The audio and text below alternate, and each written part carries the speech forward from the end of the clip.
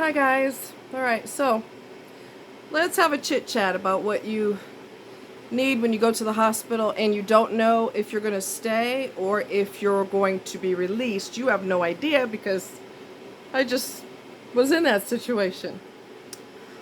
And what you think is going to happen and what actually happens are two different things a lot of times. So here I thought I'm going to go there and get some medicine and be sent on my way. No. That's not how it worked. Alright. First I'll tell you about my symptoms. I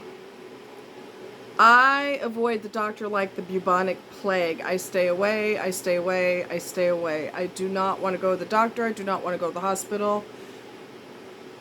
I don't. Okay. I don't. So it took me, I don't know, a couple days to finally realize that I'm getting worse. And I stayed up all night, that one particular night, because the pain in my abdomen was just out of control and getting worse. So sometimes it would be in my lower right side, and then that night where I had pain all night long, it went clear across my entire abdomen. And it was a nightmare, all right? So I also had a weird pain after I went on this walk in the woods. So I was thinking maybe I pulled something. Well, I wish it was that simple, but not exactly. So right where we're going to do a little TMI tag, okay? If talking about body things bothers you, then you probably need to click off this channel. All right? So I don't know if I could show you because I'm long, but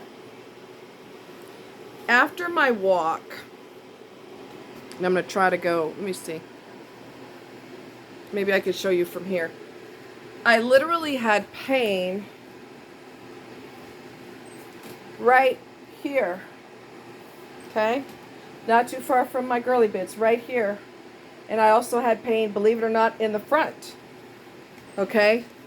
And the reason I tell you that is because that's what happened. And, you know, you don't really want to tell your doctor that, but you want to be as honest as possible so that they're basically like medical detectives. They need to know exactly what you felt, how it felt, where it started. They need to know all of that.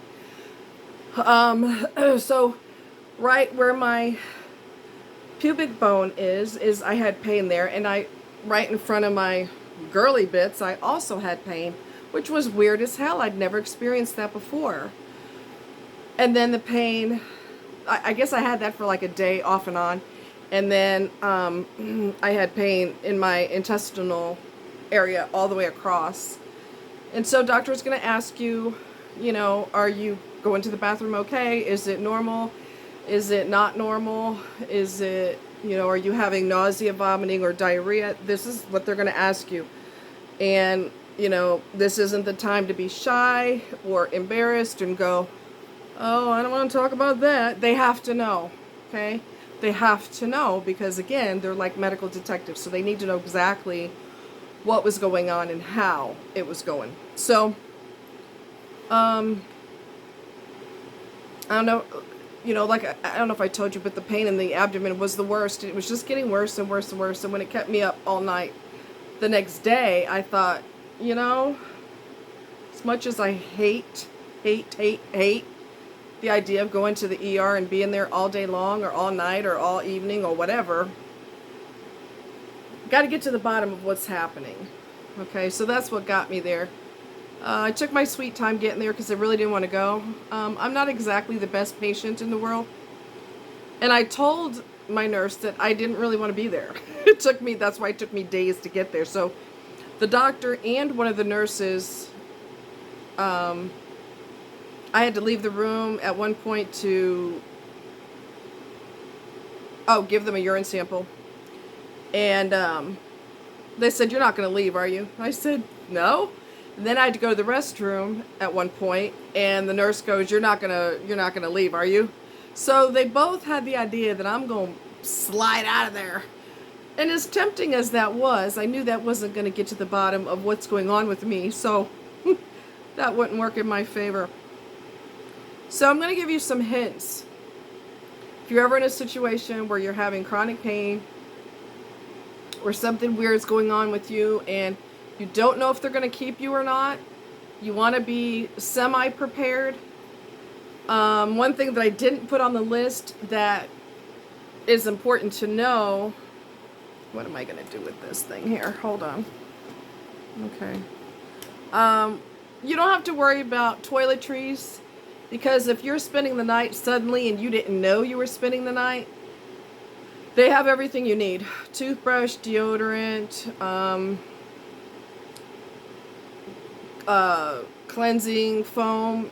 It's waterless, like it's kind of like a body shampoo in a way. Without water, you don't have to have water, although you can, but you don't really, like if they won't let you take a shower. So they have all that. Toothpaste, deodorant, they got everything, so you don't have to worry about any of that. If there's anything you want from home, if someone's authorized to go to your house, then if not, they could come get the key, or they can go pick up something at the store if there's something you really want, or whatever the case is. So, but the toiletries and whatnot, the hospital has all of that, so don't worry about any of that. If you have to stay suddenly, been there, done that, got the t-shirt, so I know this. And they may not let you get out of bed, so depending on what's wrong with you, so they will give you the foam so you can clean your crucial areas and that kind of thing. Okay, so here's a list that should help you greatly. If you're going to the hospital, ER, and you might be admitted, you're not sure if you're going to be admitted or not, shower and shave before you go, which you should do that anyway. If people are going to be looking at your personal whatevers, you should be clean. I mean, this should be logical, right? But for women in particular, we shave more parts than men do. So shower and shave before you go. If you don't know if they're going to keep you, go ahead and shampoo your hair. If your hair is long and you don't want it in the way, put it in braids or whatever, because if you have to have surgery or whatever, you don't want to have to worry about what am I going to do with my hair. Just go ahead and braid it and get it out of the way. But be sure, in case you have to have surgery, or even when you know you have to have surgery, be sure to don't have any metal, don't have any jewelry on, don't have any metal in your hair, no bobby pins, no barrettes, none of that. Okay? They don't like that in the OR. They just don't.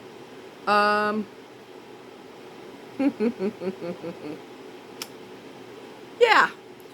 If you have severe pain, like me, please don't ignore it. If I had waited much longer, my appendix could have ruptured and caused me to go into septic shock, which can be fatal if not addressed quickly. My friend was in septic shock, if you remember. He had ehrlichiosis, which is a disease caused by a bacteria that's caused from being bitten by a tick.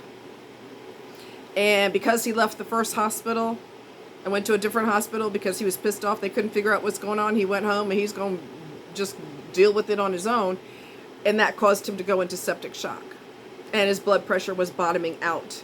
And if you don't get some aggressive treatment at that point, you could die. And the same thing could have happened to me if I had allowed this situation to continue. My appendix would have ruptured. All the bacteria in it would have sprayed throughout my abdominal area, and I would have gone into septic shock, and it would have been a bad deal. I could die. So I'm glad I went. I didn't want to go, but I'm glad I went, because it was really dangerous to not go and let that pain get worse and worse and worse. It's a good idea to use the restroom before surgery. I avoided using a catheter. The nurse gave me the option. Usually they don't give you an option, but before surgery they told me go ahead and use the restroom so that we can avoid using a catheter. A lot of times they give you a catheter anyway, but you're under usually, so you won't know when they do it or whatever. Take your meds every so many hours, as the bottle states. Set an alarm on your cell phone to remind you when to take them. This is very important because you don't want to wait until the pain kicks in, because it takes much longer for the meds to work at that point. Been there, done that, it sucks. Take your meds as often as you need to, okay? I've got an alarm on my phone to remind me when to take my next meds. You don't want to wait till the pain kicks in because it takes much longer for the meds to work at that point. If you're scared before surgery and or have high blood pressure prior to surgery, medicines will calm you right down. You won't remember everything that takes place just prior or after surgery. The meds that they give you serve as a temporary memory loss. That's normal, okay? I remember being in the staging area, that's what I call it, the area that they put you in before they take you in the OR. I remember them asking me questions and whatnot, and that's all I remember. And my next memory is being in the recovery room, trying to wake up. Propofol is the med that renders you unconscious during surgery. It is like a temporary dimmer switch for your brain. Doctors call it milk of amnesia. It's white, it looks like milk, thus the name, milk of amnesia. So this is going to be in layman's terms, so layman's terms, because they're not really sure how medicines work to put you under, but basically pretend my fingers are your brain, right? And these are the connection, these are all the neurotransmitters that communicate to your brain to give messages to your brain, right? So when you're given propofol, or they put you under for general anesthesia, all these messages that would normally be going through your brain are temporarily not.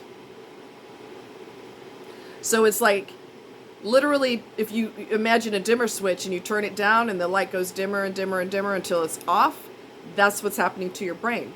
It doesn't hurt you, right? People go under all the time. Every day, people are going under. But that's basically what's happening. It's fascinating, really. You do not dream. You do not hear anything. Power is not completely off. Obviously, the machines are breathing for you when you go under. But there's nothing up here is just left the building. Okay, so you're not in a dream state or anything like that. There's nothing going on. So you don't hear anything, know anything, none of that. I strongly suggest that if you are going to be on heavy narcotics, that you purchase Miralax. It helps you go to the bathroom. Otherwise, you can become extremely constipated. People laugh at people who have bathroom issues. Bathroom issues, like a little kid. It's not funny. It's not funny, and it's horrible. Because what they do, they give you, sometimes it's called DOK. They give you a stool softener if you're going to be on oxycodone or something along those lines. And the DOK is supposed to help, but I'm here to tell you that it doesn't always help. And a lot of times it can take you, well, when you go under, your body is going to be asleep your organs are still going to be asleep for possibly a couple days to about a week. Because when you went under, everything went under. Like everything just went to sleep. Your organs went to sleep. You'll still be able to urinate, that's no problem. But so far as the other, you may not do that for a while because your body is still in that state of not being fully awakened yet. So if you don't go for a while, that's okay. The nurse told me at one point, if you ever get uncomfortable, it's normal to not go for a couple days to a week or whatever. But if you get to where you're feeling uncomfortable, call your doctor and let them know, and they can probably give you something. But my suggestion is for you to get Miralax. Mix it with orange juice or some kind of juice so it doesn't taste gross, and it helps you go so you don't have to struggle. Okay? Because those narcotics, they work with pain, but they cause other issues. They cause bathroom problems. Constipation doesn't even scratch the surface of the difficulty you will have. So get Miralax, mix it in with juice. You're going to be good to go. All right?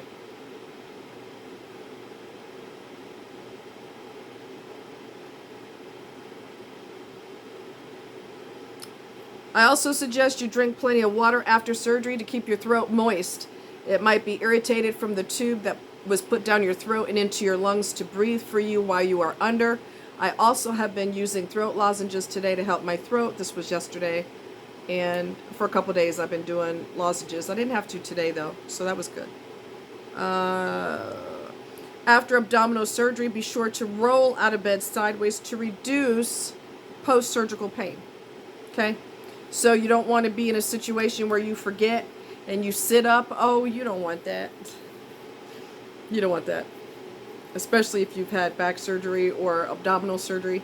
You want to roll over. Lay there and roll, okay, to get out of bed. And get out slowly. Sit on the edge of the bed. Let your blood flow go down normally. And don't rush to get out of bed.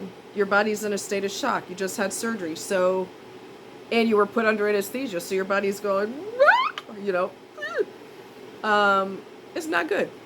So anyway, I really could use a lozenge now, to be quite honest with you. My throat is not 100%.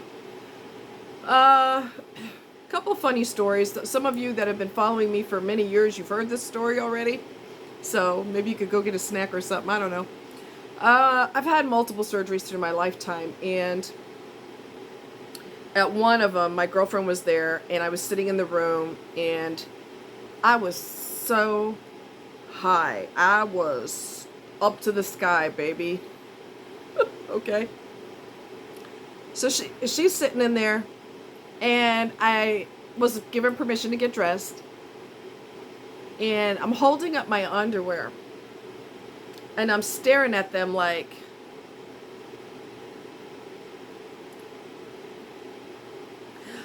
I didn't remember what I'm supposed to do with them. So then I slowly remembered, oh, those are underwears. I'm supposed to put them on. So I'm trying to put my foot in the leg part, and I kept missing. You know, my leg kept missing the opening of my underwears. So my friend goes, do you want me to help you? And I said, no.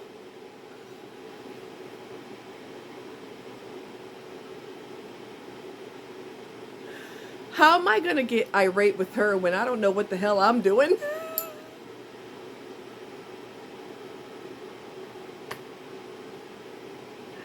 That will never not be funny. It wasn't funny at the time. She also, two of my friends were there. She also changed the station in my car. She was driving, my friend was in the passenger seat, and I'm laid out in the back seat. And I said, did you change a channel? Or did you change a station on my radio? And I'm talking really out of it. And she goes, yeah. I said, can you change it back? And she changed it back, but then she put it back to country again. She thinks I'm going under again, like I'm going to go unconscious again. So, because you go in and out, you know, it's directly out of surgery. You go in and out sometimes. And so she changed it back to country. And I said, Danielle? And she's like, yeah. Didn't you supposed to change my station? And I guess she kind of laughed and changed it back to what I had. But she tried to take advantage of me. I'm going to go ahead and play what I want to play because you out of it anyway. That's not going to fly. I might not know exactly what planet I'm on. I know you changed my station, though.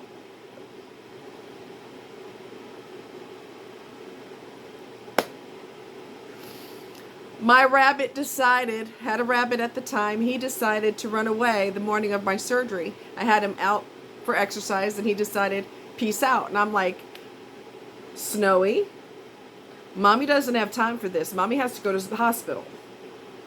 And he didn't come back. He was gone for a couple days. I had to leave him loose because I couldn't catch him. And I don't have time. I got to be at the hospital. All of us have to be at the hospital. So he finally reappeared like 3 days later. My friend found him down the street. What the hell, right? He was filthy. He was in a neighbor's barn or something. I don't know what the freaking heck he was doing. I also remember when they picked me up, I think I told her, don't take 70 highway, take 50 highway. And I said, because there's too much traffic on 70.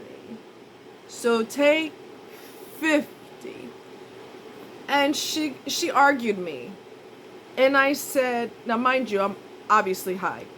I said, "Yo,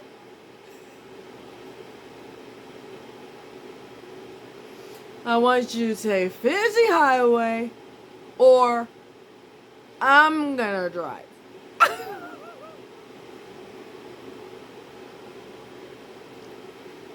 I told her I was gonna drive. Take 50 highway or I'm gonna drive. Right. That ought to be interesting. That ought to be real interesting. I also told her, which made no sense in retrospect, right?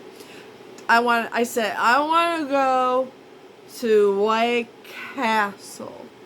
And she said, okay. But if she took the route, now in retrospect, I'm thinking that didn't make any sense, because if she would have went 50, she wouldn't have came across White Castle. Anyway, I'm higher than a kite. I don't know what I'm talking about. But I do know I was in the mood for White Castle. I said, take me to White Castle. I want to go to White Castle. And she's like, okay. We never went to White Castle. I remember that after the fact. So anyway, we get to my house eventually. Bear with me, I'm sore. We get to my house eventually. And one of my friends, Danielle, has one arm and my other friend has the other arm. And I'm like, you know, and they're guiding me into my house. And I stayed in bed for a couple days and whatnot. And I went out my second or third day or something. Maybe they were helping me take care of my rabbit. I can't remember. But I hadn't been outside for a couple days. And then when I did go out, I said, Danielle, she goes, yeah. I said, when did Darren paint the house? That was my landlord at the time. When did he paint the house? And she starts laughing. I said, what are you laughing at? She goes, when we picked you up from the hospital, your house was painted then. And I said, was it? She just died laughing. She goes, are you serious right now? You didn't know? My hair is flying. She said, you didn't know that he painted it? I said, no. Honey, I was gone. Okay? I was gone. And I'm talking drastic paint job. We're talking from red to light beige. And I had no idea. She said, we brought you into the hospital, into your house, into your house after surgery. You didn't notice that? I said, no. Well, another thing too is I get really nervous. I freak out. And because of that, they have to slam me with so many medications to calm me down. I don't do that on purpose. I just get nervous. I freak out. And so they have to slam me with a lot of medicine. And so afterwards, I'm like, whoa. You know what I mean? So I didn't know. I know they left candles burning all night. And they almost burned my house down. And I told her, you need to get your butt over here. That's what I told her. Get your butt over here and you need to clean up this candle wax, because you and Silver, my other friend, y'all left candles burning all night long and there's melted candle wax all over my table. So basically, you tried to set my house on fire while I was sleeping. Good job. Because my landlord was next door painting. So to cover the smell, they lit candles. I always had candles. So they lit the candles and let them burn and until they burned out. But there was all this candle wax all over my coffee table. Are you serious right now?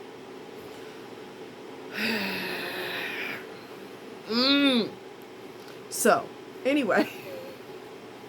I remember another time I had a surgery and the nurse was chocolate, right?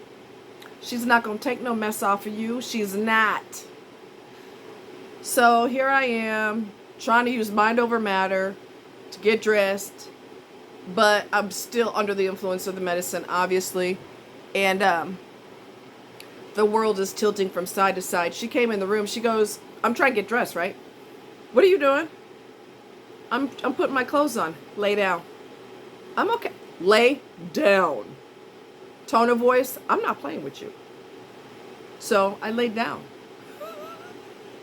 She didn't give me permission to get dressed. I'm doing that on my own, and I wasn't really in a position to get dressed. I told my other friend about that tonight. I said, do you want to get body slammed by your nurse? Probably not. So, anyway, I hope those pointers are good, helpful to you. Wear clothes that are comfortable. You know, if you are going to stay or you get to the hospital, you think you're going to leave, like I thought I was going to leave, and then they're like, no, you're not only staying, but we're having surgery. Wear something very comfortable. I literally have my pajama pants on today when we went to the restaurant because I don't really care. I want it to be comfortable. I don't want anything rubbing against my incision or anything like that. If people look at me funny, they just have to look at me funny. I'm not trying to win no beauty contest or a fashion show. So I'm going to be comfortable, and my comfort takes precedence over anything else. It's just the way it rolls. I hope that was helpful. If you have any questions, let me know, and I'll talk to you later. Bye.